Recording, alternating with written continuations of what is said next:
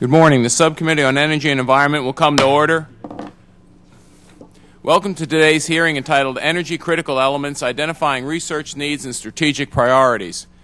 In front of you are packets containing the written testimony, biographies, and truth and testimony disclosures for today's witness panel. I now recognize myself for 5 minutes for an opening statement. Good morning and welcome to today's hearing. The purpose of this hearing is to examine the importance of and issues surrounding energy critical elements, particularly as they relate to the government's role in supporting research and development. Energy critical elements are elements including rare earths, which are of increasing importance to energy-related technology areas, from high-performance magnets to photovoltaic solar cells to next-generation batteries and fuel cells. They are also important to high-tech applications such as computers and cell phones and key defense uses such as jet engines and weapons systems. While energy critical elements encompass a broader set of elements beyond just rare earths, the growing demand for rare earths amidst a volatile market warrants particular attention and concern. China currently produces 97% of the global supply of rare earths. This is a result of a deliberate and decades-long strategy to develop its geologic reserves, undercut market price, and drive out competition. The strategy succeeded, and China has recently reduced export quotas and increased levies on exported rare earth oxides in an attempt to exploit its position and manipulate the market.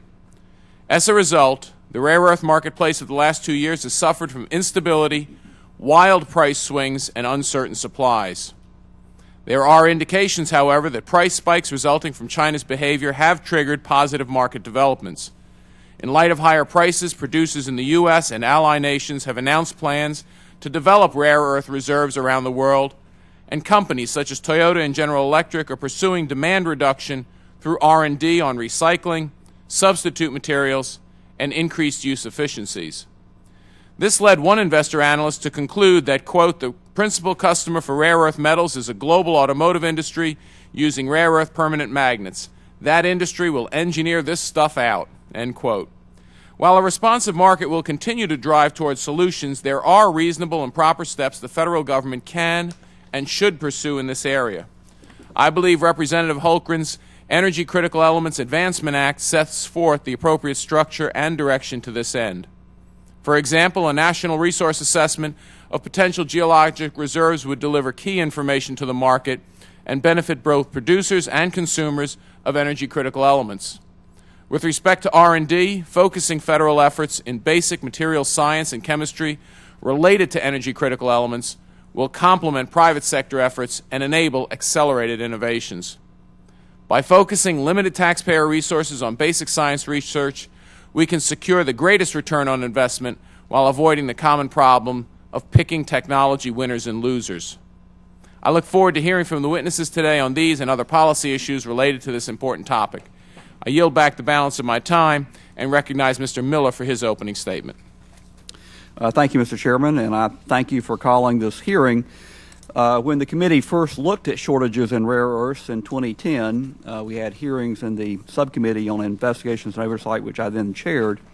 We were concerned because China had made it very clear that they would use their monopoly supply position to manipulate markets, to capture manufacturing jobs, and extract excessive profit from a world that was just then discovering the critical nature of rare earth elements.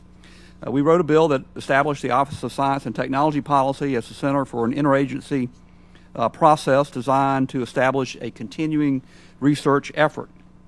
We wanted to ensure that our country and our employers and our consumers would not be held hostage by the Chinese government's manipulation of rare earth markets.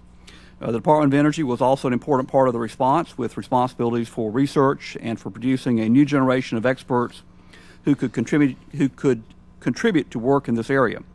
The bill was introduced by my then Vice Chair, Kathy Dowkemper from Pennsylvania. It was marked up in committee. It was passed by the House with 332 votes, obviously a bipartisan vote. And in this Congress, I've introduced that bill again with the bill introduced by Kathy Dowkemper with minor changes, and I hope that the committee can take this matter up and consider that bill as well as Mr. Holmgren's. And we can move forward in time for Senate action. As I said, I'm not the only member with a bill in this Congress or even in this committee.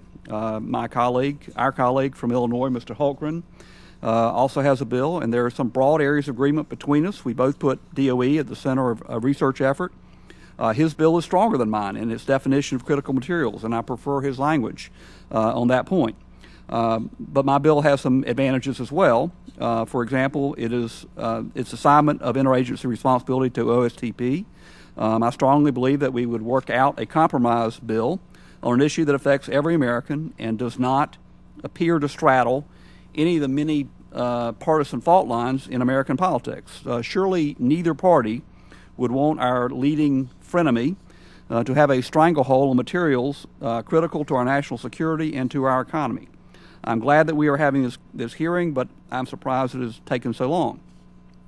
If we don't act, it may not matter in the short run. The Obama administration deserves credit for quick and effective steps to establish an interagency planning and coordination process. They've also asked the Department of Energy to look aggressively at steps it can take to spur research and support emerging American supplies of critical materials. I'm confident that the President, Dr. Holdren, and Secretary Chu are doing all that they can in this area.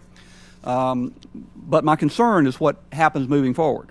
Our government sometimes is quite good at responding to a sudden crisis. What we need is an ability to keep watch on critical materials, anticipate problems, and create policies that head off rather than respond to a crisis only after it is upon us. I think that both Mr. Holmgren and I agree on this, although we structure the authorities for standing watch somewhat differently. And there is ample evidence of market failure here. The argument that the market is working is based on the fact that prices for various rare earths have dropped, but we've seen that before. In the 1990s, prices dropped because the Chinese government was controlling its production and setting global prices to drive out competitors, and the price rose again because the Chinese government began to exploit the monopoly that it gained by pricing out competitors, and then immediately drove prices up and used that stranglehold on supplies to coerce manufacturers who needed the materials to set up their manufacturing in China. Even if current price drops were not mainly the result of a global recession, there is no reason to think that if we are not smart about how we support those industries, the Chinese government won't just make the same moves all over again.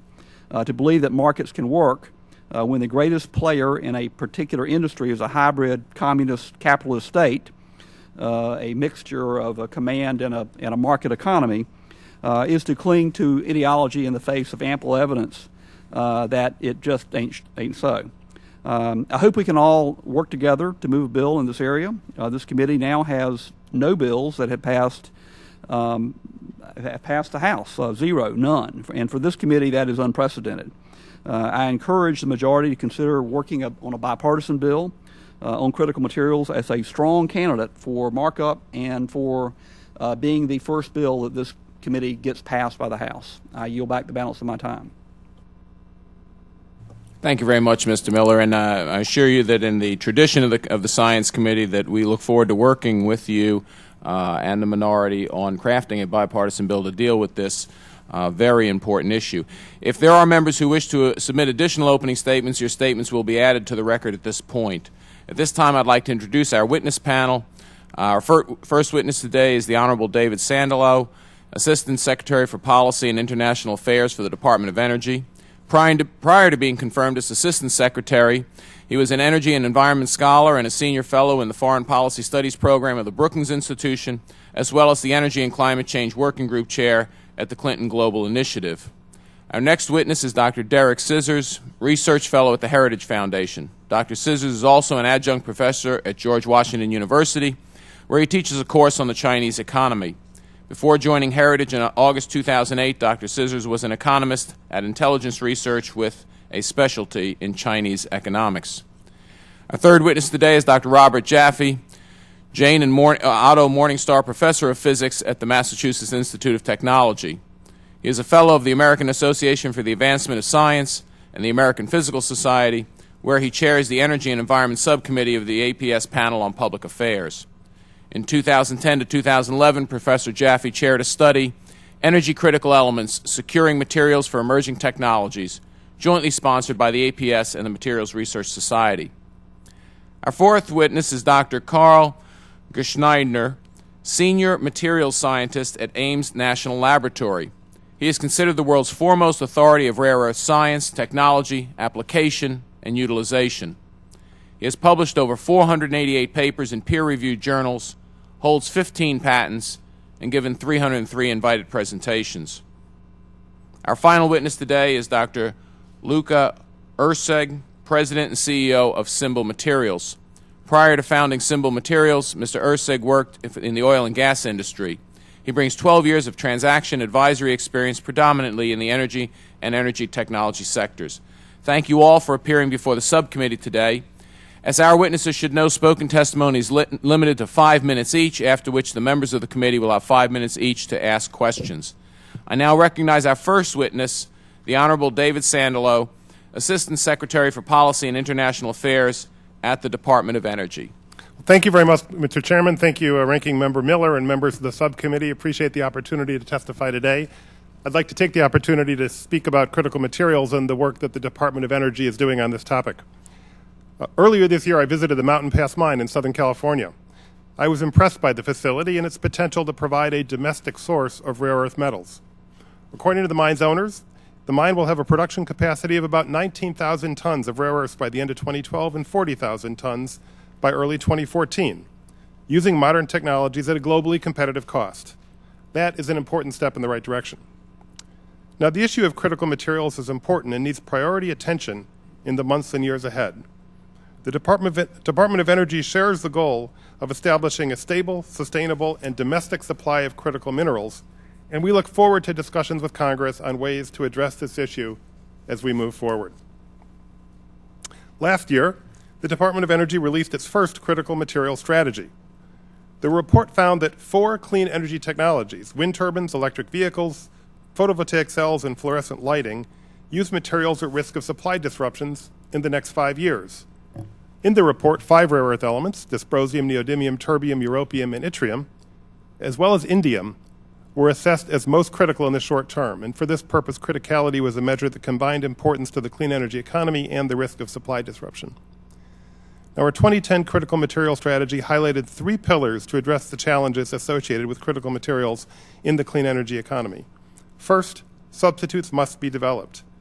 Second, recycling, reuse, and more efficient use can significantly lower global demand. And third, diversified global supply chains are essential, and within diversified global supply chains, domestic sources are the most important. With all 3 of these approaches, we must consider all stages of the supply chain, from environmentally sound material extraction to purification and processing, the manufacture of chemicals and components, and ultimately end uses. Now, DOE's research and development with respect to critical materials aligns with these 3 pillars of our strategy. In the past year, the department has increased its R&D investment in magnet, motor, and generator substitutes, focused on reducing the rare earth usage in these applications. In September of this year, the department's Advanced Research Projects Agency for Energy, known as ARPA-E, announced funding in a 36-month program for 14 early-stage technology alternatives that reduce or eliminate the dependence on rare earth materials by developing substitutes in 2 key areas: electric vehicle motors and wind generators. DOE's vehicle technologies and wind energy programs have also issued relevant funding opportunity announcements this year. These activities build on DOE's long-standing expertise on these topics, and for example, our Office of Basic Energy Sciences has funded research at Ames Laboratory on the production of high-quality rare earth magnets, magnetic technology, synthesis technologies, and superconductors for many years. Now, an important point, R&D is also an excellent route toward developing the next generation of human capital and technical knowledge required for a sustainable rare earth supply chain. To succeed in the global marketplace, we need to develop not only our minds, but also our minds. Developing expertise in these areas depends in part on private and public sector research support. The research programs supported by DOE and other organizations provide valuable opportunities for postdocs, for graduate students, for mid-career scientists, and more. This month, DOE will issue its 2011 Critical Material Strategy. In that report, DOE will update its analysis in light of rapidly changing market conditions. DOE will also report on the results of our analysis on rare earth elements in petroleum refineries and other applications not addressed in last year's report. Our 2011 critical material strategy will include updated criticality assessments and market analyses to assist in addressing critical materials challenges, and it will also include the R&D plan that we've discussed. Now, I want to stress that DOE's work is closely coordinated with other federal agencies, and as mentioned, the White House Office of Science and Technology Policy leads an interagency effort on critical materials within the administration. The administration is currently reviewing H.R. 2090, and DOE has no comments on the specific content of this bill at this time, but we share the goal of improving assessments and supporting a research agenda for materials critical to our future energy economy, and we look forward to discussions with Congress on ways to address any issues as we move forward. Thank you. Thank you very much. I now recognize our second witness, Dr. Derek Scissors from the Heritage Foundation. Thank you, Mr. Chairman, and thanks to the committee for this opportunity. I want to especially thank the ranking member, Mr. Miller, because I'm now going to skip my whole introduction and toss out my presentation, because he has quite correctly gone to what, for me, is the heart of the matter, which is how this market works. The Congressman Miller and I have points of agreement, and we have points of sharp disagreement, and I think it would be useful for the committee to hear those. The points of agreement, the Congressman is absolutely right that short-term price movements are not what we should be looking at. Prices are going up, prices are going down. That should not be driving our decision-making. This is a long-term issue. I would actually extend that and say that government intervention on the basis of short-term price movements is also a terrible idea. So when the committee hears about how prices are spiking and we must do something, that's not a good argument. Just like when prices are dropping, it's not like, okay, everything's fine, we don't have to do anything anymore. That's not what we should be evaluating. And I've completely thrown out my presentation, so pardon me for winging it here, but it's the ranking member's fault for jumping ahead in where I was going to go. To get to his point, it's not that we trust the Chinese. I'm going to talk a little bit about Chinese behavior in a second. It's that markets work on their own when new firms can enter. That's what we're not trusting the Chinese. We're trusting the new firms that have come in response to higher prices. We're not trusting the Chinese. We're trusting market clearing. Higher prices cause demand conservation. They cause substitution to other elements. They cause expansion of existing production. That's what we're trusting.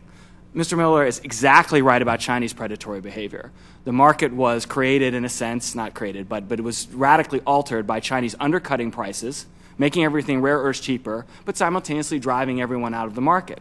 They then discovered, right after they drove everyone out of the market, that there's an ecological problem here, and so we can't export as much as we used to. This is just predation. There's no question about it. So there's no disagreement that the Chinese are predatory pricers in rare earths. The disagreement is their market power is temporary. The chairman quoted 97% of rare earth production being Chinese. That number is probably closer to 90 now, and it's dropping. And it's dropping for two reasons. One, the Chinese are restricting their own output because they want to charge everyone more money, but also we're slowly getting more production from everywhere else. And the market is anticipating more production, so that's what's driving prices down. On fundamentals, we have an issue here of where rare earths and ECEs are located. It's a rapidly changing market. You have to do a lot of survey work, which is exactly something Congress should mandate. But we know that Chinese holdings of rare earth deposits are far below their production level. That's unsustainable. Right? You can't produce more than you have for an extended period. So we know the Chinese market position is unsustainable. We know it's going to erode just on basics. Now, that's the situation in the market. What should the government do? I'm going to start with what the government should not do. The market is working fine. Right? It is we're getting substitution in demand. We're getting expansion in supply, exactly what we want.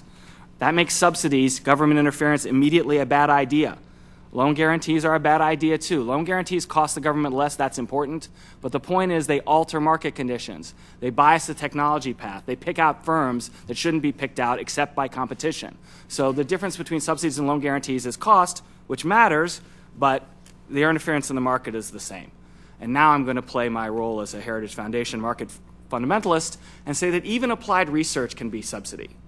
Right? If applied research picks out a particular firm or picks out a particular technology, it's acting as a subsidy that compromises technological dynamism and it compromises efficiency.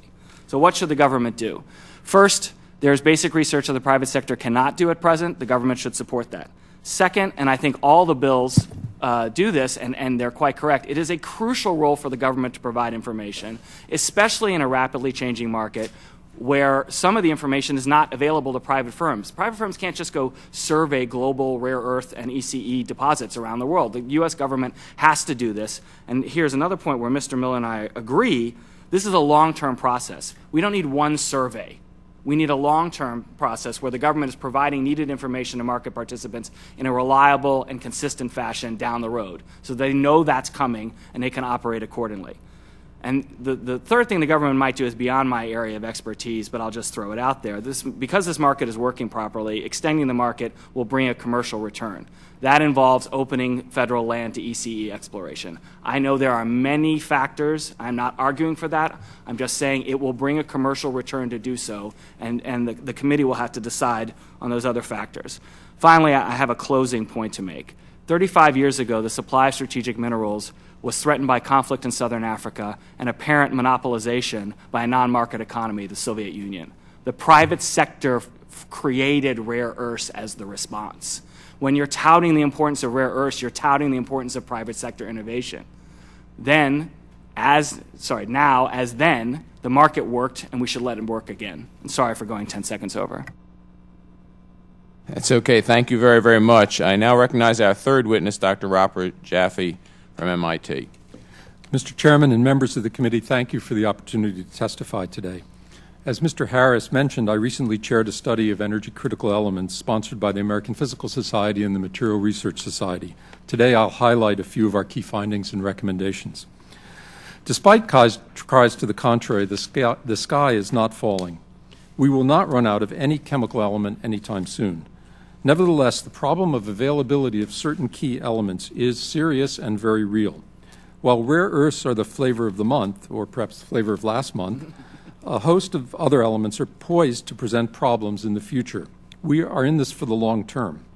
If appropriate steps aren't taken, we may face disruptive short-term constraints on supply of some elements that are not presently mined, refined, or traded in large quantities, but are critical to the deployment of potentially game-changing technologies. Casualties might range from important petroleum refinery catalysts to state-of-the-art wind turbines. Constraints on the availability of ECEs would limit the competitiveness of both U.S. industries and the domestic scientific enterprise, disrupting both innovation and investment. I described 5 types of constraints in my written testimony. Let me mention just 2 now. First are geopolitical constraints. Some ECEs exist only in 1 or 2 large or rich deposits in the world, which are not in the U.S. In other cases, economic or political forces have allowed one or a few countries with particularly rich or abundant ECE resources to manipulate the market, as we've just heard. A second constraint is the risk associated with joint production. Some ECEs are only recovered as byproducts in extraction of more common metals. While they're in low demand, these ECEs may be abnormally cheap, only to become far more expensive when byproduct production is exhausted. The study I chaired recommends a comprehensive approach to the ECE problem based on information, research, and recycling. It's our view that with careful stewardship by the government, coupled with the imagination of fundamental research and the initiative of U.S. government, the problem of ECEs can be managed for the foreseeable future. In developing our recommendations, we took a lesson from industry. General Electric had for many years tracked the market for an exceptionally rare metal, rhenium, which is critical to its advanced turbines in modern natural gas-fired power plants.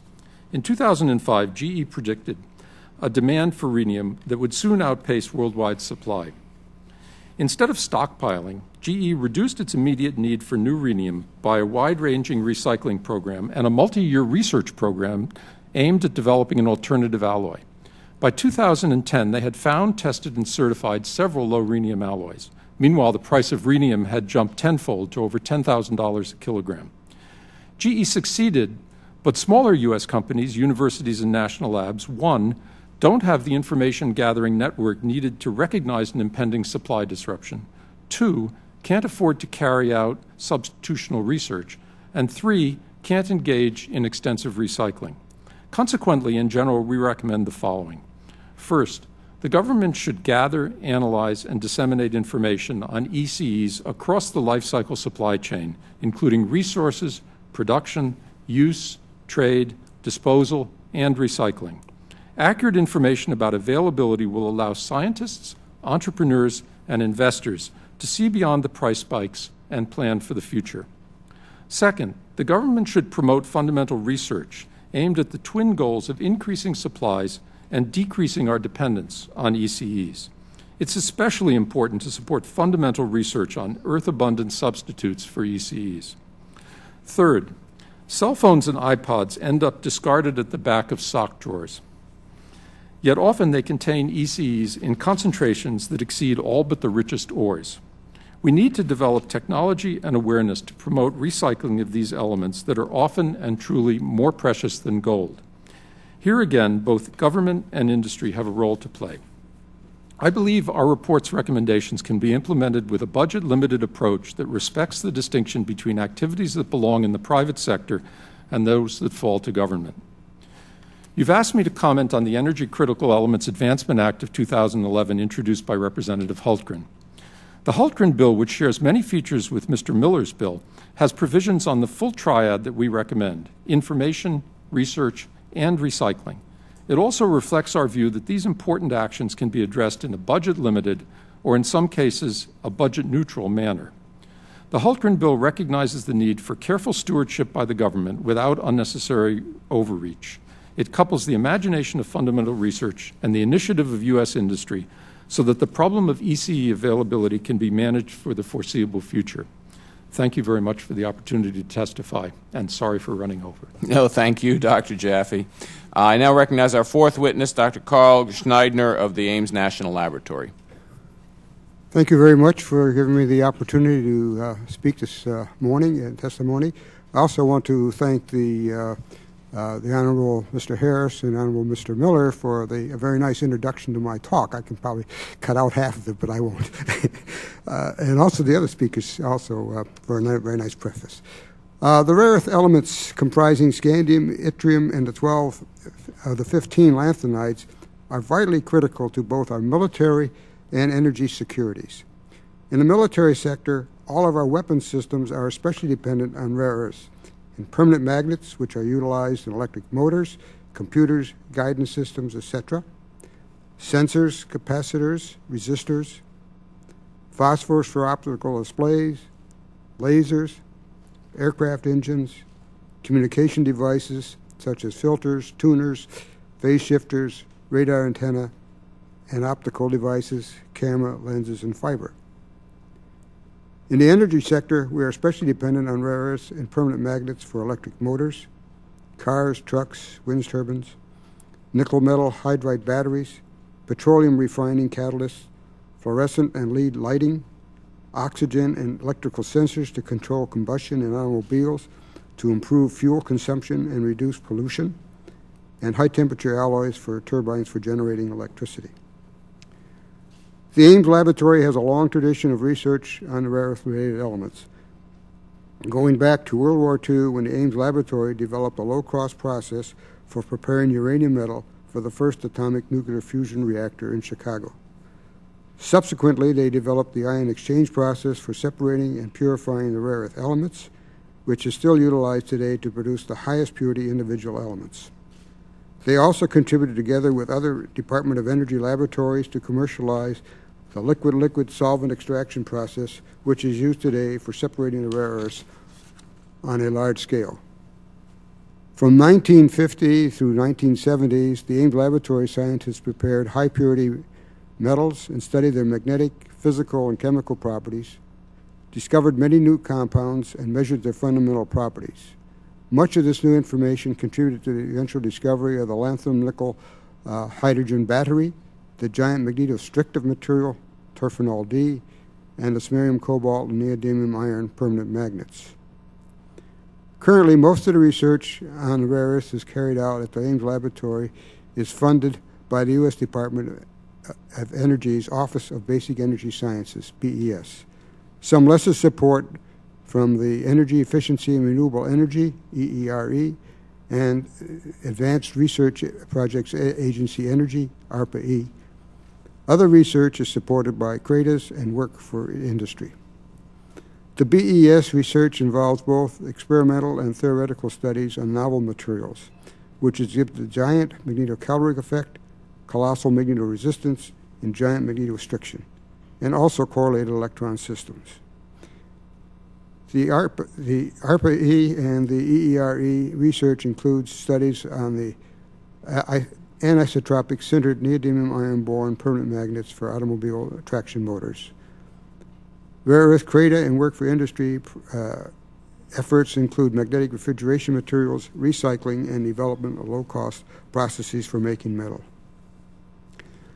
Most of the critical needs and thus future research thrusts are: 1, improving high-temperature magnetic strength of the neodymium ion-boron permanent magnets; 2, new host materials for phosphors and reduced amounts of europium and terbium activators for more efficient lighting; 3, designing of recycling processes for recovering the metallic elements without converting them to chemicals and then back to metals, and improving recovery techniques for rare earth phosphors; 4, improve the effectiveness of rare earths and stabilize zeolite cracking catalysts, and designing new catalysts and catalytic processes for bond cleavage and bond formation of hydrocarbons; and 5, a more vigorous investment in new advanced energy technology, including fuel cells and magnetic refrigeration.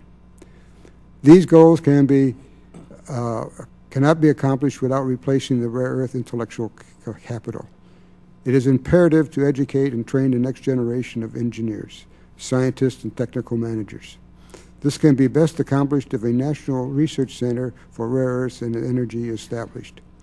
Finally, our country will fail if we do not rebuild the rare earth industry, especially beyond mining. Thank you very much for giving me the opportunity to testify on this vitally critical topic. Thank you very much. And now I recognize our final witness, Mr. Luka Erceg of Simbol Materials. Good morning, Chairman Harris, Ranking Member Miller, and members of the subcommittee. Thank you for the opportunity to testify today regarding the important legislation before you. I would also like to thank our Congressman, Mr. McNerney, for his support and leadership on these important issues. My name is Luka Erceg, and I am the President and CEO of Simbol Materials, a California-based producer of critical materials. It is exciting that this committee has taken up energy-critical materials, broadening the discussion to more than just rare earth elements. Critical materials are the backbone to U.S. innovation, supporting job creation and competitiveness in clean technology, defense, agriculture, and many other industry segments. Simbol is commercializing an innovative and sustainable process to produce the critical materials, lithium, manganese, and zinc domestically that are being currently produced from a demonstration plant in California. We are permitting our first facility, and when complete, we will, 1, be the only U.S. producer of certain manganese compounds, and 2, we will double U.S. lithium production in 2013. This will continue to create high-value jobs. We believe the U.S. government can drive investment and job creation by establishing a clear policy for critical materials through a well-coordinated and consistent effort. Without prescription, the definition of critical materials should be based on strategic importance and domestic production that supports policy objectives, ensuring consistency across all federal agencies. Definitions of critical materials should recognize the elemental, compound, and derivative forms as appropriate. Lithium has been recognized as critical in the proposed legislation. Its compounds and derivatives are a critical component in advanced batteries for electric vehicles and other energy storage applications. Due to a lack of domestic production, the U.S. imports approximately 76% of its lithium needs. Manganese, however, has not been recognized as critical in the proposed legislation, while it too supports strategic energy and defense priorities, and the lack of U.S.-based production is substantial. Manganese metal is essential for producing specialty steels for defense applications, and manganese dioxide is critical to advanced batteries for electric vehicles.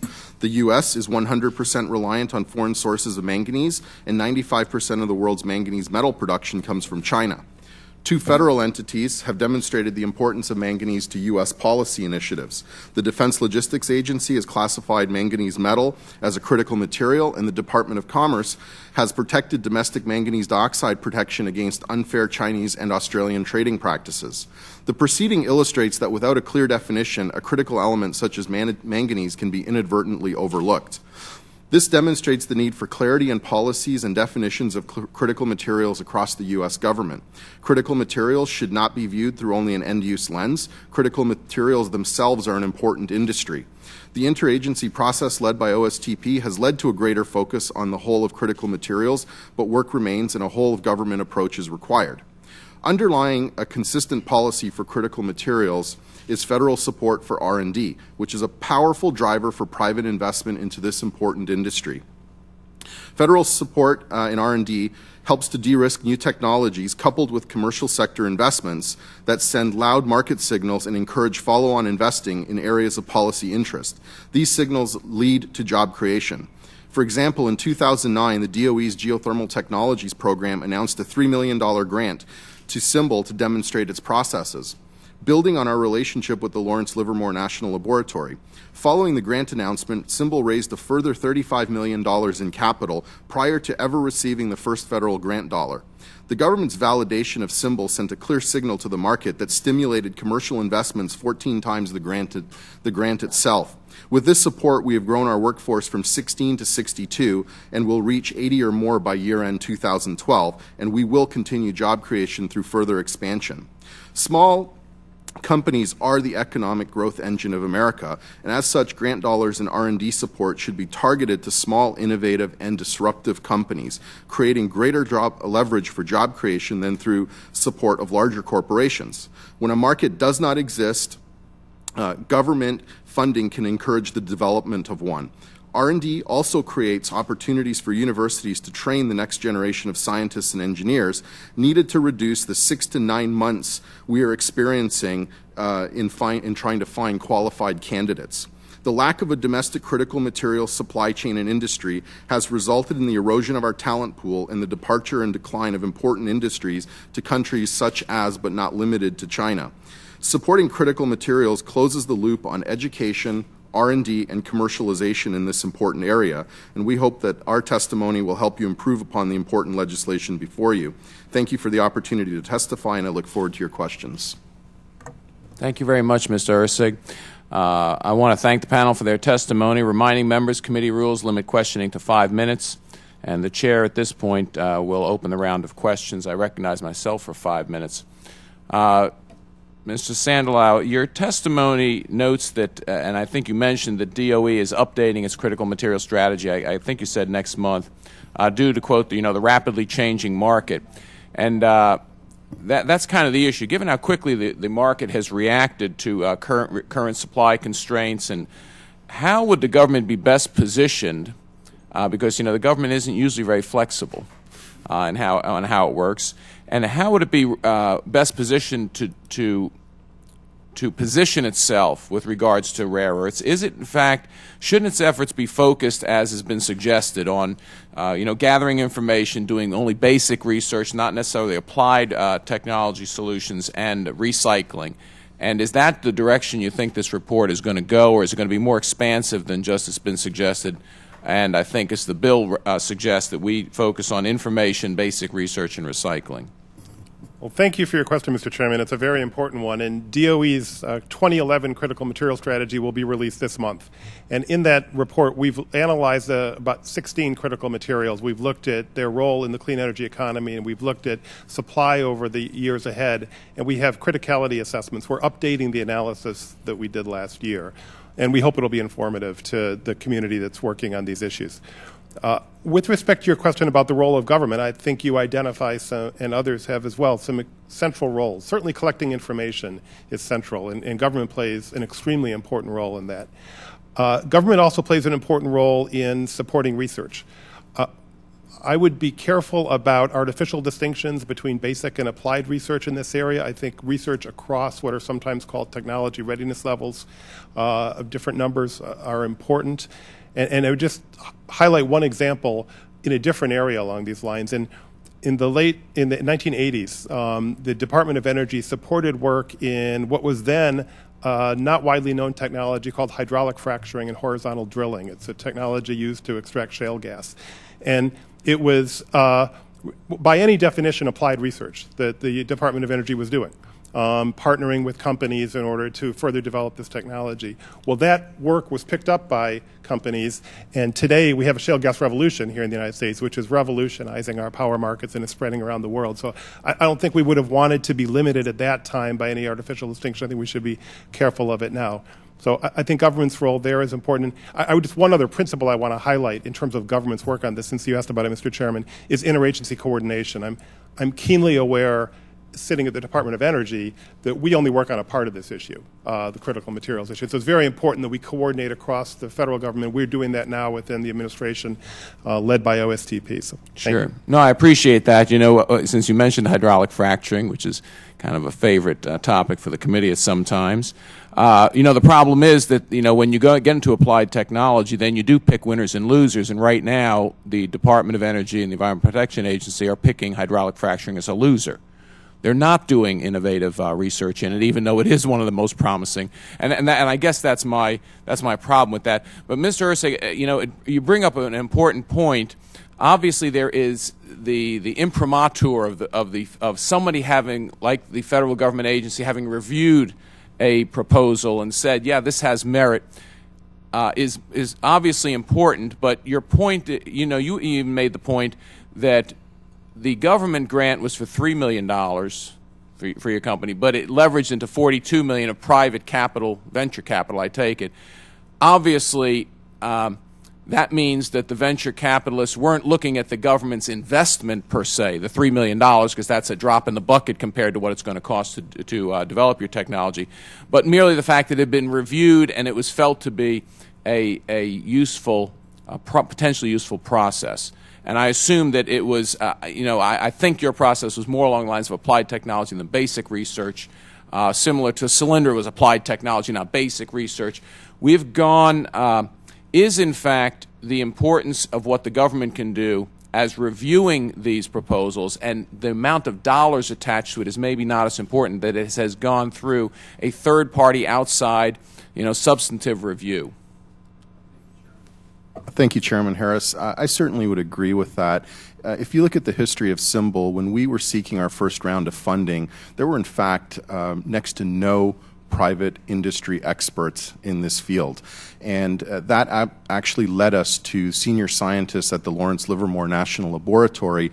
And so what you actually had was a confluence of activities. What we saw was government was deciding that electric vehicles was one of the key policy initiatives for the Department of Energy, is to pursue that. In addition to that, the Department of Energy has been a longtime supporter of geothermal technologies programs. You know, we have had a decline in the availability of technical talent in this country in these areas. In fact, you know, all the investment that's gone on through the last couple of years has been to build a U.S. industry around electric vehicles. And we've had a decline, in addition to that, in technical talent for geothermal. So when it came time to validate the approach, the technologies that we were doing, the DOE had a very, very important role. The geothermal side of the DOE was able to essentially say, yes, this has a lot of benefit to geothermal producers. Not every one of them, but certainly it has a benefit to promote geothermal investment and development. And then secondarily, coupled with the policy initiative that producing these materials from a brine could satisfy other important policy areas as well, that $3 million became an enormous signal to the market that this was an area that government and the U.S. was committed to. But again, just to, because you seem to suggest at the beginning of your answer, it's not as much the value of the dollars, but that a collection of experts had looked at it and said this is valuable.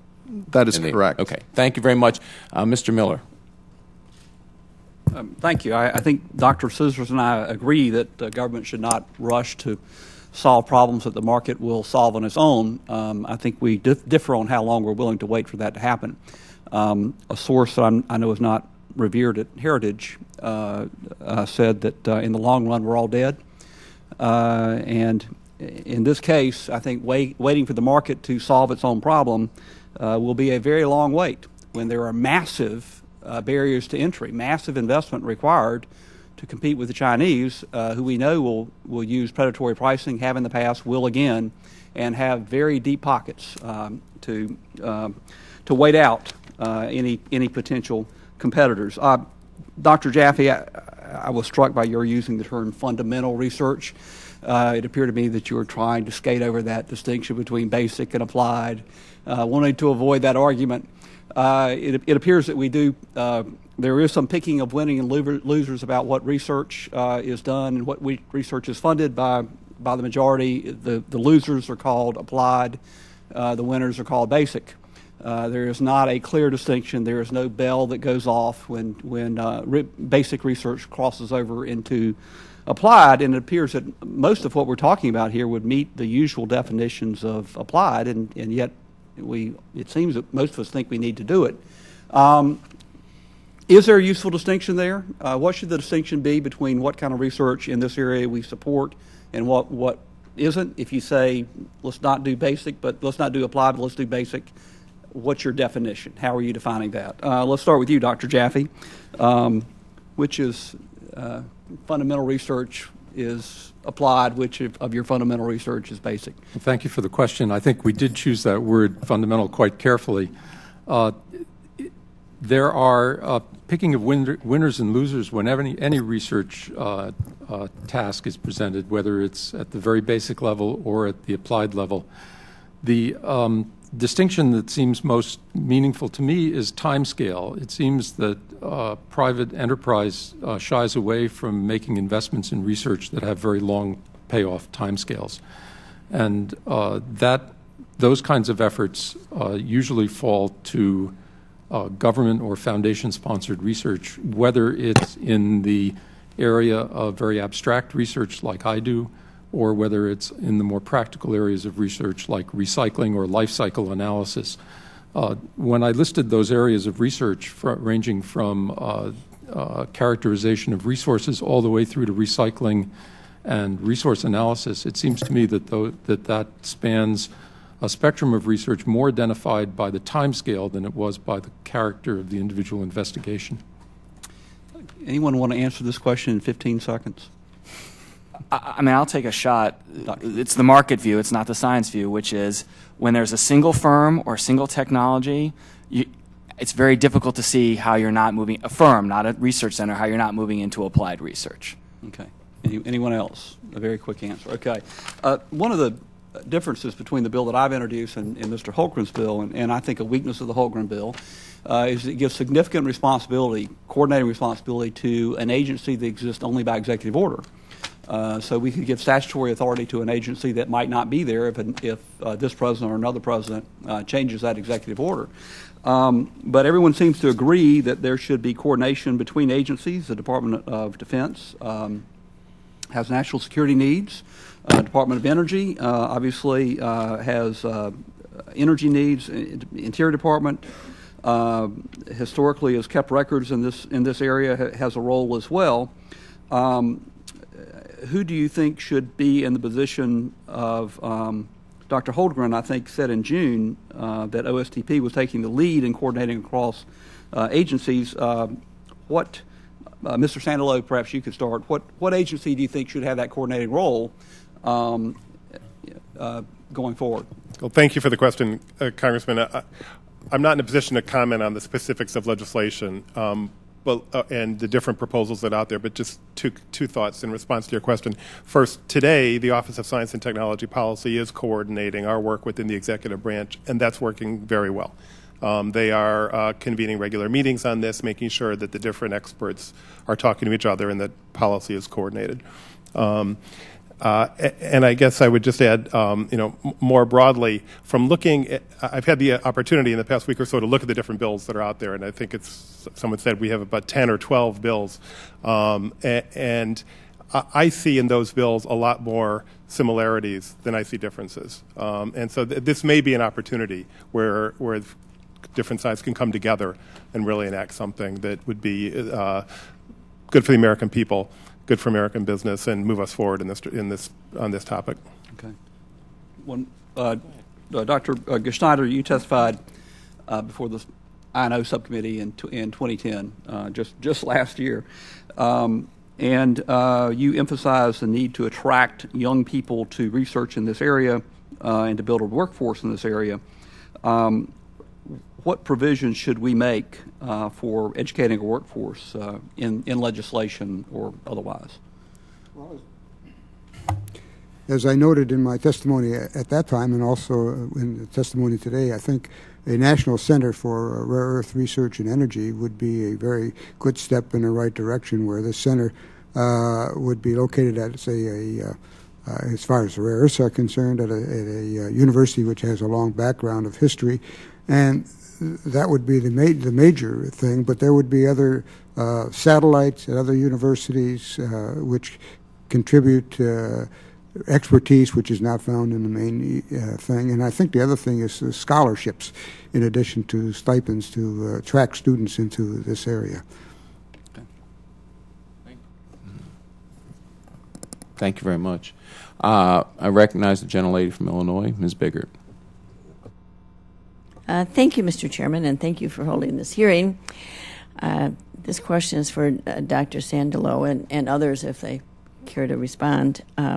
Recognizing that critical materials are the foundation for batteries and much of the focus of battery improvement, how would you characterize critical materials from a supply perspective as it relates to acquiring these materials for battery production? Well, thank you, Congresswoman, and let me recognize, in answer to your question, the really superb cutting-edge work done by Argonne National Laboratory in the topic that you're asking about. Argonne has really been a leader in battery research for many years. Last year in the Department of Energy's critical materials strategy, we identified a number of materials that are important for batteries and assessed their criticality, as we said.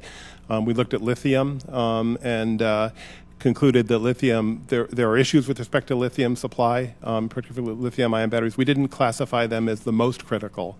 It was one of the most critical elements in terms of overall supply. We found that there are likely to be adequate supplies of lithium going forward. Other batteries, nickel metal hydride batteries, have other elements that are important, and actually sitting to my left are some of the world's experts in the chemistries of nickel metal hydride batteries, and so with them sitting at the table, I with your permission, we'll pass the microphone on to them. Well, first let me just continue with this question, and then we can do that, because, obviously Argonne is doing a lot of research on the work on batteries, and I'm always focused on the taking that technology from the lab to the marketplace. And would you consider the supply issue critical at that point, from taking it out of the labs to the marketplace, or is there something to monitor for the time being? Just maybe two pieces of that question. First, in terms of our progress overall on battery and battery research, this is just an extremely important area for the U.S. transportation sector. Right now, we have electric vehicles that are on the roads for the first time. They're starting to make a difference, and they will make a big difference, particularly if the cost of these lithium-ion batteries can be reduced. And research in this area is so important for reducing our oil dependence, for reducing our dependence on foreign oil, and so it's hugely important that we move those batteries to the marketplace. In doing that, we need to pay attention to the material inputs for those batteries. Obviously, that includes lithium. Our analysis and the analysis of others concludes that lithium is not among those materials that is kind of most critical in terms of supply, that there are adequate supplies of lithium out there. There are other materials that are important as well. All right. Would somebody else like to address that? Yes. Congresswoman Biggert, I'd like to just address this question of lithium supply and even the supply of critical materials. First off, as has been noted on this panel, we're not running out of any of these raw materials in the earth. What we are lacking here in this country is the ability to produce these materials and process them. That requires a highly skilled and trained workforce. It requires research and development, but it also requires paying attention to the entire supply chain, from how that material works its way from a company like ours, where I can assure you the technology in producing a high-end lithium carbonate or lithium hydroxide for use in a battery is as complex as producing a cathode powder. Okay, and when you move these materials through the supply chain, if elements of that supply chain do not exist, there are no bonds for innovation. you lose the ability to innovate throughout the industry. And that's, I think, what is critical to understand, is that critical materials support innovation, and we need to foster that innovation. Thank you. And then Mr. Sandalow again. As our country faces the fiscal constraints and our economy is facing some pretty strong headwinds, and we're making progress, but it isn't enough. And as such, we in the federal government need to do our part to cancel or at least rein in those programs that are not delivering the value for the money to our taxpayers. And in terms of program management, what research and development milestones or goals will teams competing for the critical material energy innovation hub need to meet so that we can better evaluate our return on the investment? Thank you for the question, Congresswoman. It's extremely important. And let me note that a couple of years ago, actually, when I had the privilege of first coming into this job, I looked around the Department of Energy and realized that there was no coordination across the many parts of the Department of Energy, or very little coordination with respect to our research in this area. That's one of the reasons that we pulled together our team within the diverse parts of the Department of Energy to coordinate, to be sure that we weren't duplicating efforts in this area, and that internal coordination, I think, has paid a lot of dividends for the department and I hope for the taxpayers. The exact question that you're speaking about in terms of our R&D plan is one that we're going to be addressing more specifically in the critical material strategy that we're releasing this month. And so if you're interested, we'd be delighted to send that up to you. That would be great. I Thank you. appreciate that. Thank you. Yield back. Thank you very much. I right now recognize the gentleman from California, Mr. McNerney. Thank you, Mr. Chairman. Mr. Erceg, as a businessman from my district, I would like to, I'm really thrilled to welcome you here today and have you share the story of your success with us. Can you expand a little bit on the grant you received from the Department of Energy and how that helped you and your company create jobs? Certainly. Thank you, Congressman McNerney.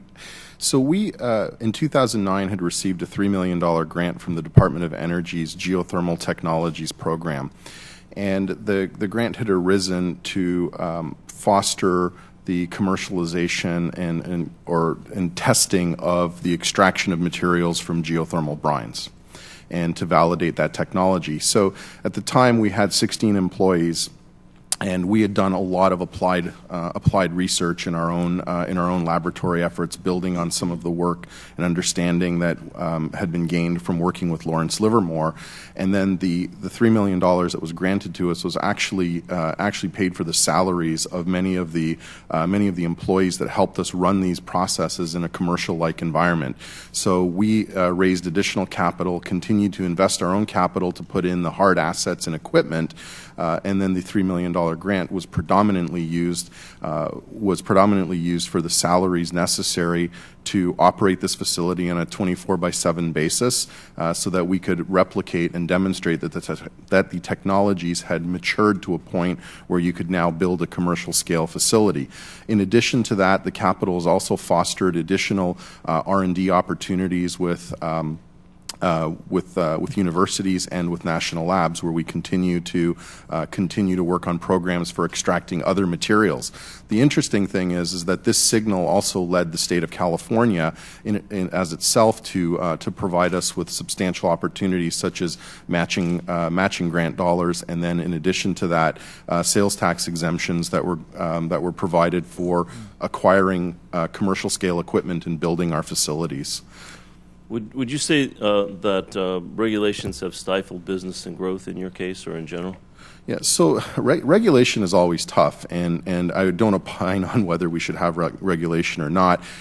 We respect the fact that the regulations exist and that we have to adhere to the laws of the country. In our instance, actually, regulation had an interesting effect, is that it actually fostered more innovation. So it actually drove us into a more sustainable process. The net result of that is that we could be more sustainable in the form of production that we use to produce lithium compounds than our competitors can, while at the same time being able to compete with the lowest cost producers. So in that respect, it had a very positive outcome. our concern with regulation is just simply timing. As long as we know that there's timing, transparency, and consistency, I'm confident that American innovation can adhere and be competitive. Thank you, Mr. Scissors. It seemed to me that you were saying that trust the market and hope for the best, and I don't think the Chinese use that model. And I bet you they're hoping that we continue to use that model, but I just can't abide with that approach. The market is not a free market. We need some participation and guidance from other sources than just the market itself. Would you like me to reply, sir? I threw the first stone. You're Okay. coming back if you want. It's not just trust the market and hope for the best. This rare earths exists because of the market. We're just not hoping for something. We have evidence that the market works. We have evidence from the beginning of private sector innovation. We have evidence in the last year when the Chinese, as you are absolutely right, tried to prey on the market, and they failed. They haven't failed forever. I agree with both You comments. said they tried to drive up prices, and now they're failing. That's the whole point of trying to take over a market, so you can drive up prices and control the process. And they drove up market prices pretty significantly. And absolutely, and I don't mean to imply that because they made a lot of money in the process, and our companies have paid the price for that. And now they're losing a lot of money. And my point is not that they're not going to try again. They are going to try again. The point about whether the market works is whether other firms can enter, whether consumers can respond, and they can and they have. I'm not relying on the Chinese to do anything nice. I've studied the Chinese economy for 20 years. They're going to be predatory. But is it possible, I'll stop in a second, I'm sorry, for market participants to respond? And we've seen evidence that it is. All right. I think I'll yield back.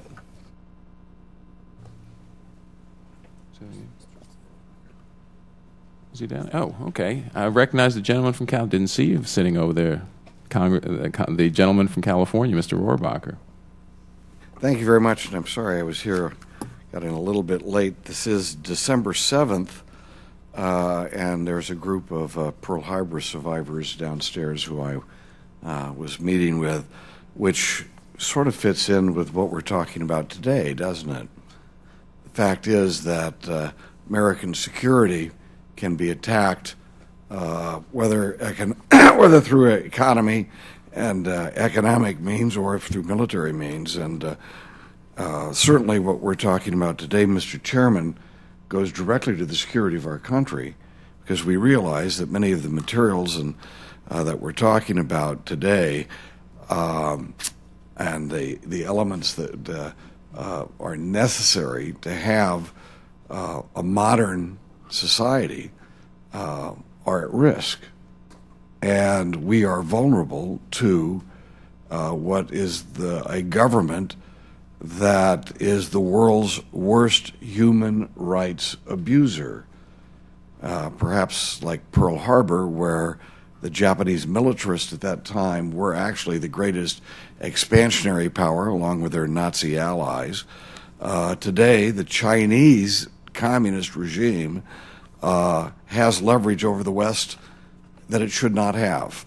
And if we are to make sure that it does not, we have to look at this from many different directions. And I will read your testimony, and I'm sorry that I was not here. I was down with the Pearl Harbor survivors. But just a few thoughts, and that is, and maybe your reaction, if I'm saying something repetitive, please feel free of not commenting. But if we are to have the security we need in these materials, we, of course, need research and development that will make sure we have alternatives. But we also need to make sure that the regulatory policies of the government will permit our people to do what's necessary to meet the challenge. But also we need to make sure that we have a policy at the Bureau of Land Management and the Department of Interior that will permit us, when we have these materials available domestically, that will permit us to actually, our people to do their job and getting us those materials and processing them. We should take this very seriously, because China is taking it seriously, not only in manipulating the market, as the gentleman just said, but in going around the world, making alliances with other horrendous gangster regimes, whether it's Burma or whether it's African countries and Sudan, etc., that in order to have this quest of having as control of these very necessary materials for modern type equipment. So with that said, I just thought I'd put that into the record. Maybe some of you have any comment on that. Please feel free. I'm sorry if it was repetitive. Yes, sir. I'll just briefly comment on your land management issues because I brought that up quickly in my testimony. I agree. I suspect we don't agree on everything, but I agree with you there. And I said that there is a commercial return available. We have, in my opinion, a properly functioning market. When you expand the size of a market, you get wealth from that. I am not arguing to the committee that there are no other considerations, and I'm not arguing that I know a lot about those considerations. There are lots of considerations. I just want to put it on the record that there, in addition to the national security aspect that you're referring to, there is a commercial return to expanding the land available for ECE exploration. There may be countervailing factors, but there is a positive one to think about. Well, let's just note that something as heralded as solar energy has been dramatically hampered by the Bureau of Land Management.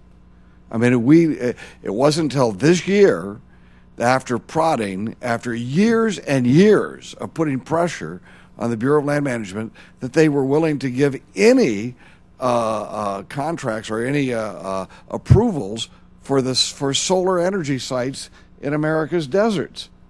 I mean, there was, I think, over 200 applications, and not one of them had received an approval from the Bureau of Land Management. And it wasn't until congressional pressure, I wrote the legislation and submitted it, was exerted that they ended up permitting, and that's something as easily to understand as putting out solar panels.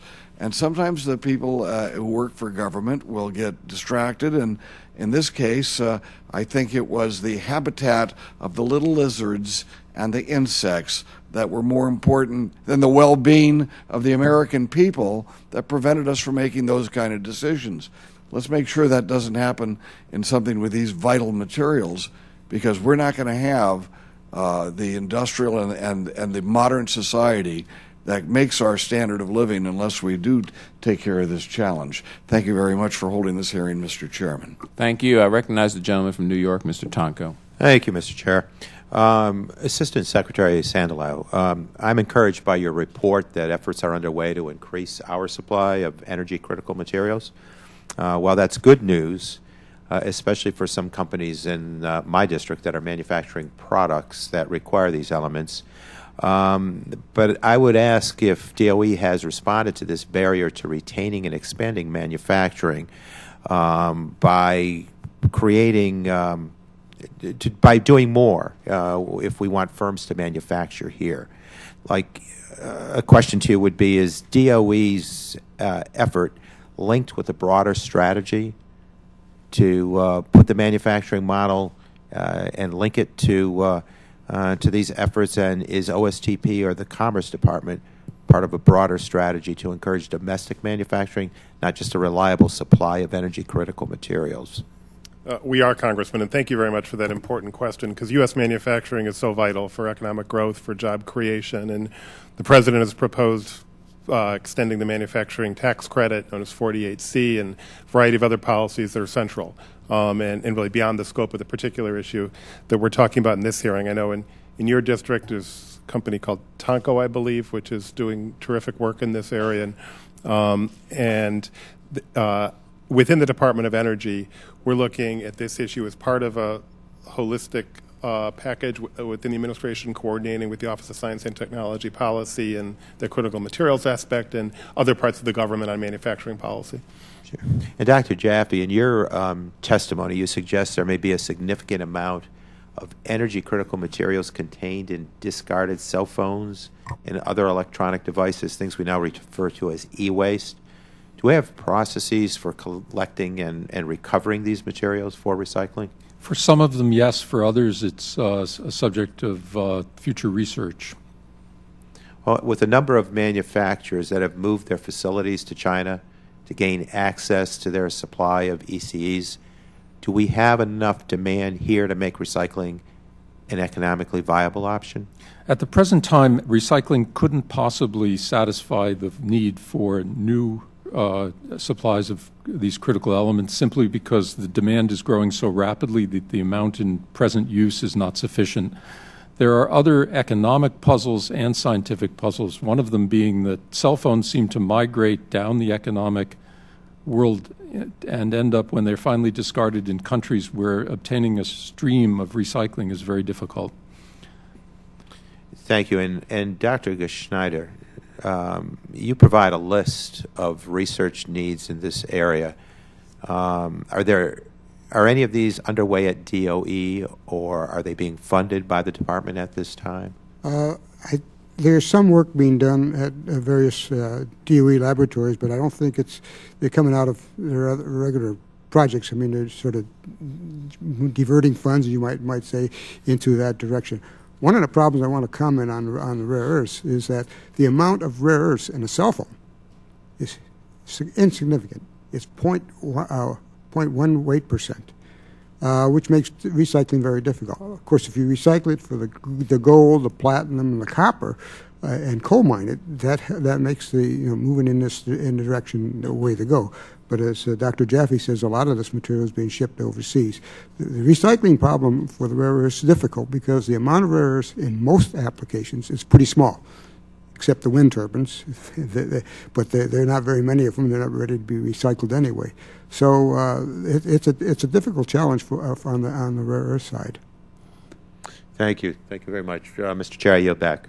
Thank you very much. I recognize the gentleman from Illinois, the sponsor of H.R. 2090 and a member of the full committee, Mr. Holtgren.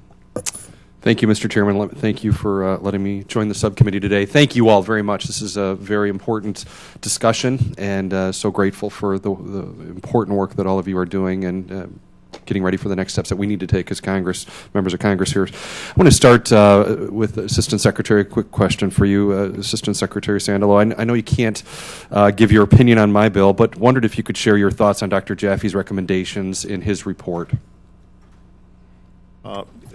Broadly, we think the report's a really important contribution to the discussion here. I don't want to comment on every specific recommendation in there, but it really is a very important piece of work. We thank Dr. Jaffe and the whole committee that worked so hard on it. Thank you. Expanding my question to the rest of you, and specifically on the strategy for critical materials. Kind of a long question here, but wonder if you could comment on this. What are your perspectives on the December 2010 DOE critical materials strategy? Specifically, what input can you offer on the three key points that are outlined in the report, including the need for diversified supply chain, the development of substitutes, and increases in recycling and overall efficiency? Wonder also if we have time, if you could mention your opinion, what are the appropriate proportion of the amount of effort expended towards each one of these items, and how might a focus on development of substitutes and on recycling and efficiency improvements impact the overall industry? So starting with Dr. Scissors, wonder if you would have some comments. Okay, I'm going to give, again, the market view as opposed to the science view. And the market view is we already are diversifying supply and we already are substituting, and that is best handled by the market because the market responds to prices, and prices are what cause supply diversification and demand substitution. If the government orchestrates that, they're going to get it wrong. They're going to substitute into the wrong things. They're going to diversify into the wrong things because ultimately what we're trying to satisfy is market demand, not government demand. So the government steps in, we're going to get a mismatch between demand and supply.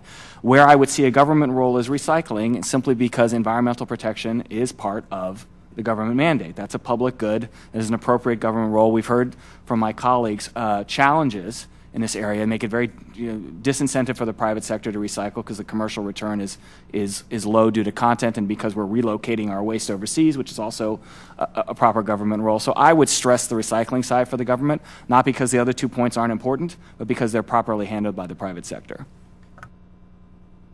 If I might respond, I think there are three different timescales involved here. The diversified supply chain recognizes the present reality that these elements are found all over the world and in all kinds of different circumstances, and that in order to maintain a present supply, we have to cultivate supplies wherever they occur.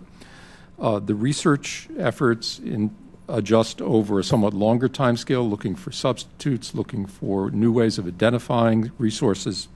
And finally, I think the recycling efforts are an investment in the longest term. I think the public simply doesn't appreciate the preciousness of these materials. Many of them are literally less abundant than gold on the surface of the earth, and they should be regarded as the same way you would regard your discarded diamond rings or fillings from your teeth. May I make a comment? I agree with Dr. Scissors in part in that the market situation has developed so that the Moly Corp now is a U.S. producer and is going to produce about 5,000 to 6,000 tons this year, 12,000 next year, and 40,000 probably by the end of 2013, beginning of 2014.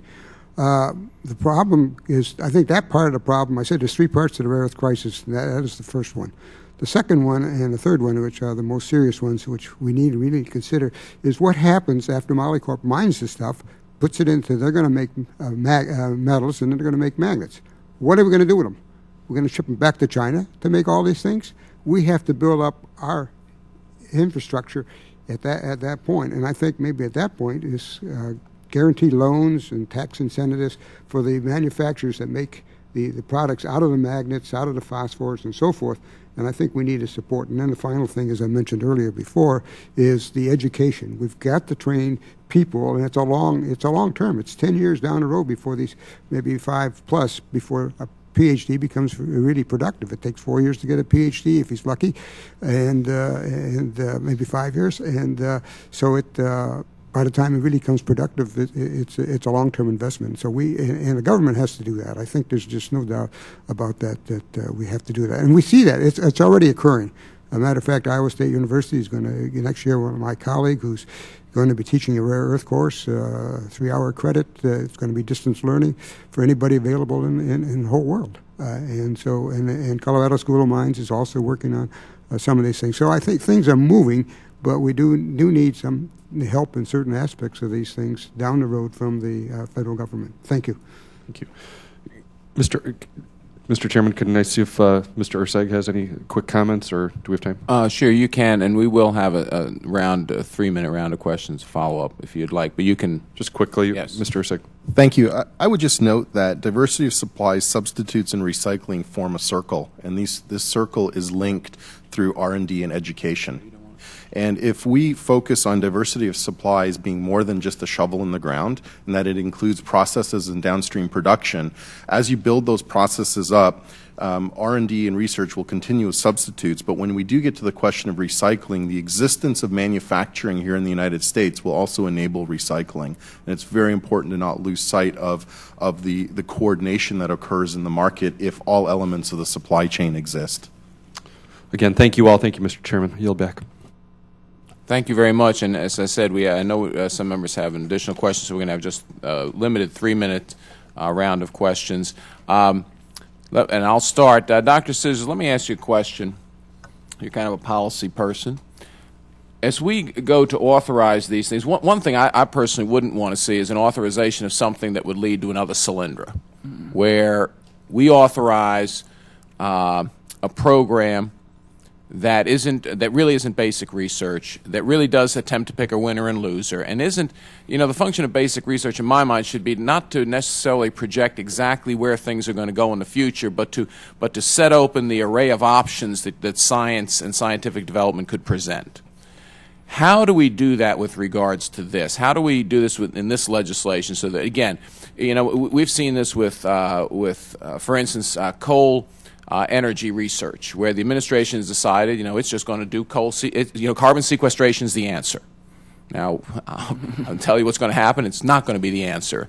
And we'll have lost valuable years where we could have done basic research on, for instance, developing the metallurgy to develop the high-efficiency high-efficiency coal generation facility, for instance. How do you think we do this in the legislative structure? Incomplete, but I think valuable as part of the answer is you can't, Cylinder, you can't involve particular companies. You can't identify a company or a technology. The government has to be working, if it's going to do this, with multiple companies and multiple technologies. If you pick one, first of all, it's at odds with the whole idea of a competitive market. I think everybody in this room wants a competitive market in rare earths. But the government picking out a company is immediately at odds with that. And second, partly going back to the ranking member's comment, you're setting up a giant target for our deep-pocketed competitor to destroy. It's much harder to respond to basic research and progress on a wide variety of fronts than it is to see this is the company that's getting U.S. money.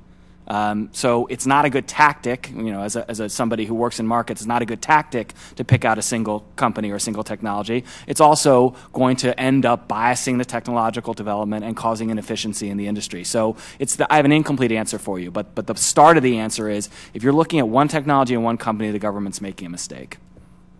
Dr. Jaffe, let me ask you, because I think the study that you're involved in kind of made recommendations on that. I mean, how do we?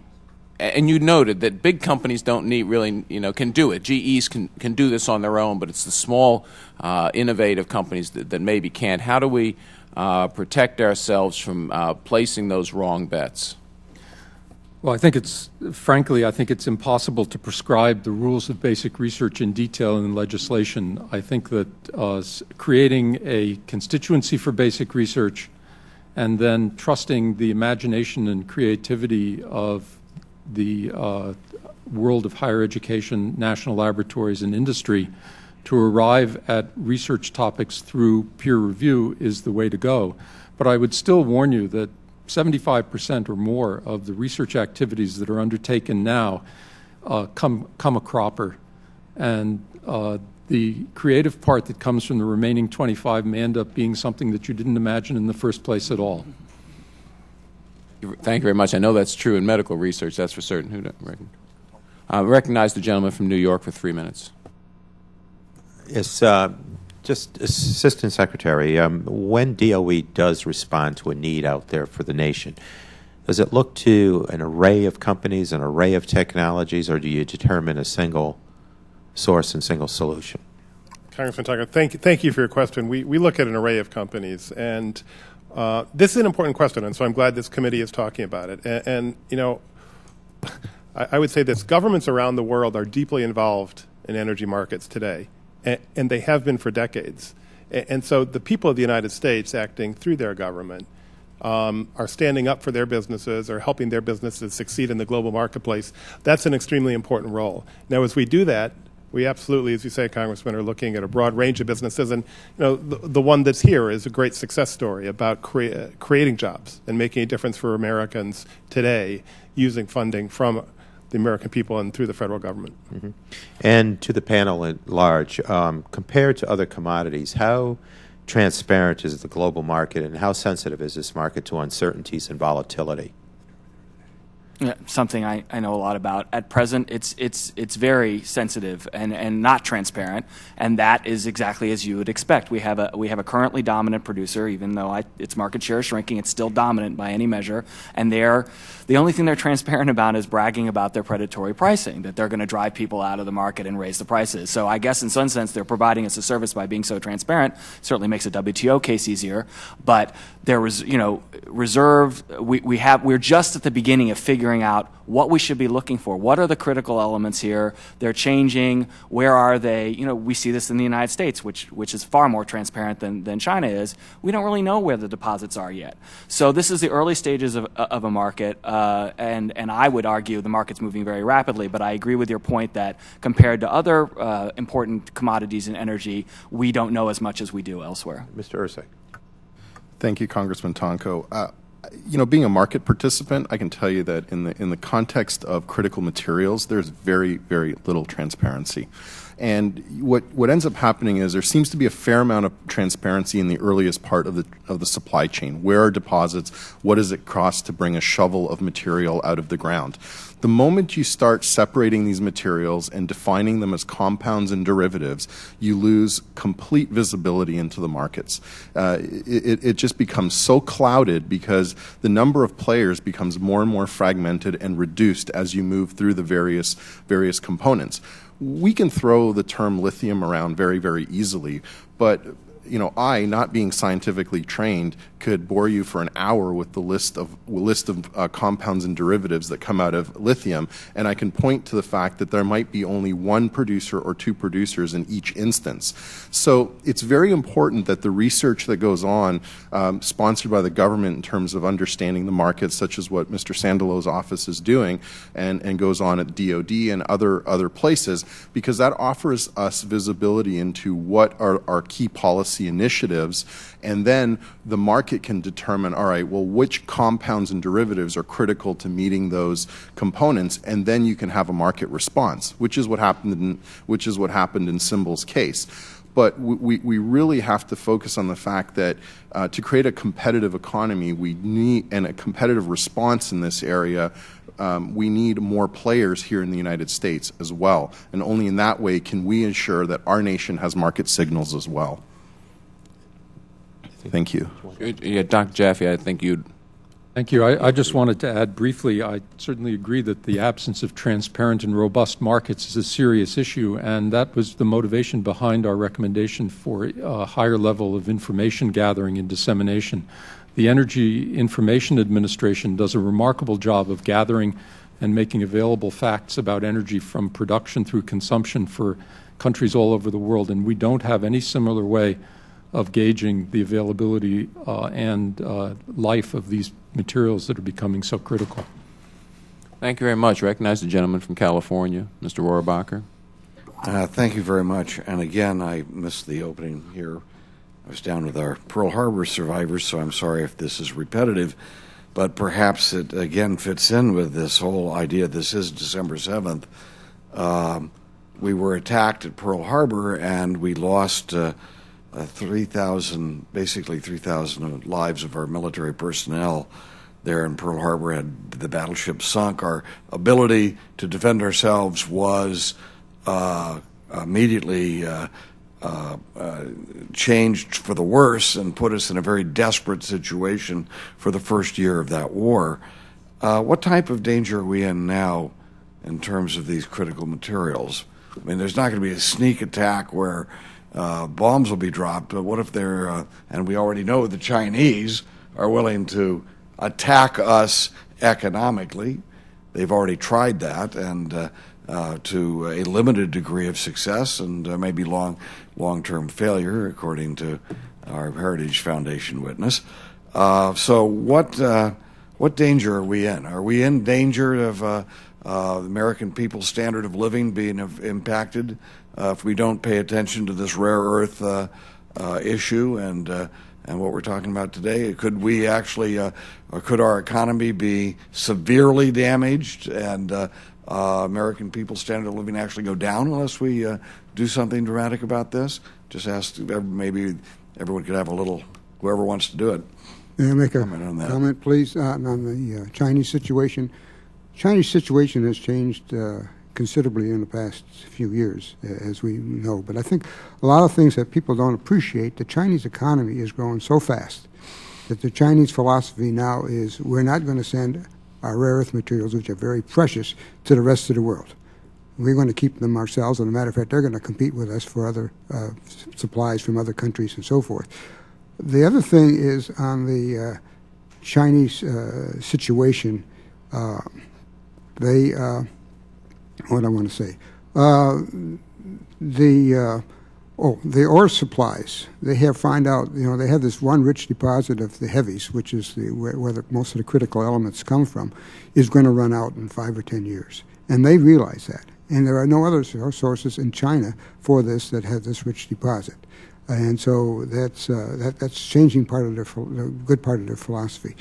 The second thing is that there was a conference in Hong Kong just a few weeks ago, and I was there, and there's about 300 companies from all over the world that have, quote, rare earth deposits. Some are viable and many of them are not. And they're all looking into this business. Again, the market forces are moving the things in this direction. And if we don't succeed, is that No, I think what is if we don't? Yeah, if we're going to don't succeed, well, What can we face as a people, and what will we see here as a people if we do not succeed on this issue? well, the places where we won't succeed is we have to have these companies that come in after the mining and the manufacturing, and Molycorp comes. I think the supply situation is going to be basically more or less solved in a couple more years. But it's after these materials are available that we don't have the infrastructure, the commercial companies, to do it. And so we're still going to have to depend on the Chinese for making the cell And phones. what will the impact be on average Americans' lives? What will we see in this? It's a little bit hard to say, but we'll have to put up with some other difficulties. And Maybe one of your panelists can tell us. At a meeting preparatory for our report, we had a Korean representative who said that the past was the Stone Age, the Bronze Age, the Iron Age, the age of metals, and the future is the age of the rest of the periodic table. That looking forward to the next century, the engagement of these other elements, which we haven't paid much attention to in the past, will become pervasive in the economy. It'll be everywhere. They may play minor roles in this element, in this object or this manufacturing process, but they're with us for the future, and we need to take a long-term viewpoint. To ask what the individual effect on an American would be like asking in the 18th century what the effect on Americans would be of the absence of molybdenum, which is now a crucial ingredient in fabricating high-performance steels. We use it everywhere. Well, being resident in Washington, I will, make up stuff after my colleague just pointed out that there's no way to do this. I'll do it anyway, but not because I think I'm right, just because we're in Washington, that's what we do. Well, we educated guesses. Right. Just one element of context. Total amount of rare earths that we imported from China last year was $1.4 billion worth. We imported $2 billion of fish. This is not a cost issue. So when you're talking about pocketbook, coming out of Americans' pocketbooks, it's not a threat. When you're talking about future technologies, that's a different story. But coming out of American pocketbooks is not a threat. And that, in terms of surprise on the defense side, you've looked at the DoD reports. I'm sure they don't see a short-term problem. So when you're talking about what we can do concretely for the short term, I agree with my colleague. This is not an issue. It's not something to worry about. There's no sneak attack that's going to cost us a lot. We don't know about the long term, and that's where learning more, providing more information, addressing transparency issues, we don't want to be surprised as we were, as you've referred to, on December 7th. Thank you very much. Let me recognize the gentlelady from California. Thank you very much. I think this is an important hearing, and one of the reasons among many that's important is to let the American people know that despite the name rare earth, the elements aren't actually rare. And this is something that we can get ahead of, except we need to get organized to get ahead of it. I'd like to just ask I was at a hearing in the Judiciary Committee, which is why I'm late, and we had the head of the FTC and the Department of Justice Antitrust Division. And one of the issues that we talked about was the interplay of patent law, which is exclusive a grant of a monopoly, and antitrust, which is breaking up monopolies. And I noticed that Hitachi has refused to license its patent for high-grade permanent magnets. And there may be other instances where we're out of luck because of a license issue. Have we, Mr. Sandalow, as a department, consulted with DOJ and with the FTC on whether this does, in fact, meet the obligations of these patent holders not to engage in monopolistic activities? I'm not aware that we have, Congresswoman, and it's something that I'll follow up on. Your question highlights an extremely important broader point, one that we were talking about before, which is the importance of developing intellectual capital in this area. This is not just about mines, it's also about minds. It's about making sure that Americans have the expertise to develop intellectual property in this area so that we have the patents of the future.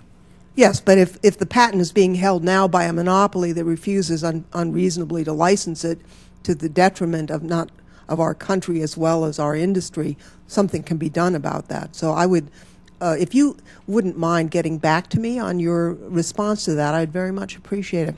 Mr. Erceg, you mentioned your testimony, as I understand it, was that in some cases regulations can actually spur innovation, although there needs to be transparency and the timing does matter. Can you expound on that for me so I fully understand your point? Well, thank you, Congresswoman, for the question. I think there's no secret in saying that California ranks as one of the most stringent regulatory regimes for any type of materials-based processing. And I would just use as an example that we were limited. The fact of natural resources is we don't really choose where we find them. And in this instance, the natural resource, being the salton sea brine, is located squarely in the state of California. So we knew that going in as a business model and understood that there was going to be a lot of regulation as to how you work with and process materials.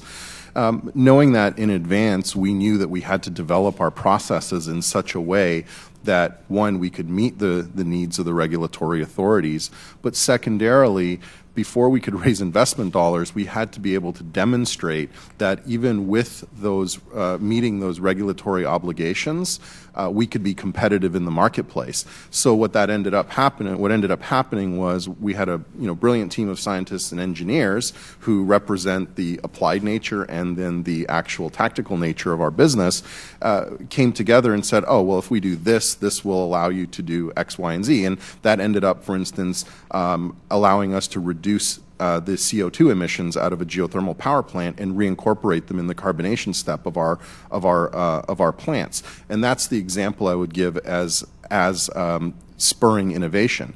I will say that regulation ultimately affects timing, and that is a substantial concern. When we look to competitors around the world, their regulations are oftentimes more lax than ours. And I don't propose in any regard that we should reduce the regulatory burdens that are out there, but we have to be conscious of the impact on time and what it does in allowing a company to reach a commercial point and build that plant, going through the number of regulatory steps necessary. So I would just hope that we can take a balanced approach in society on this issue.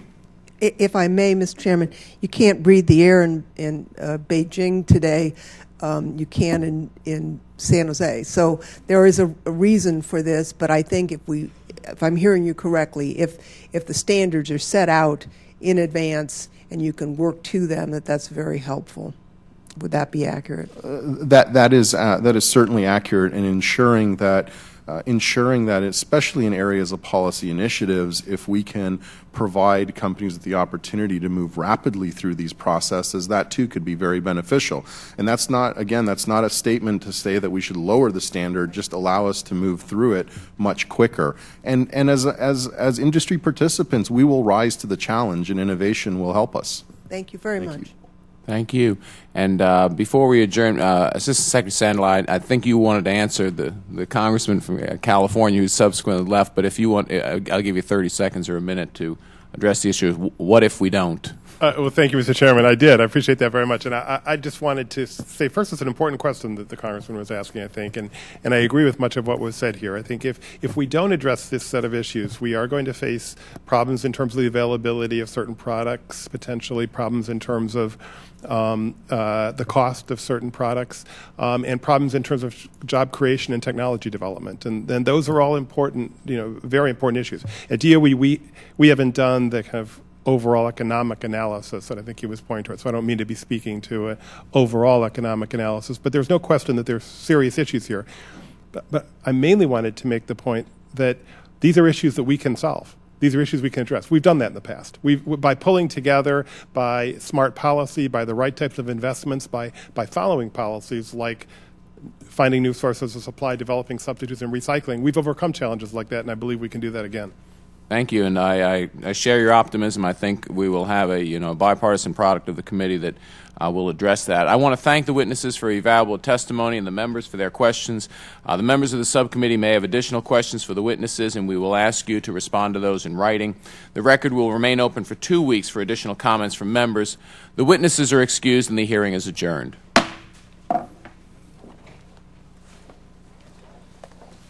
Okay.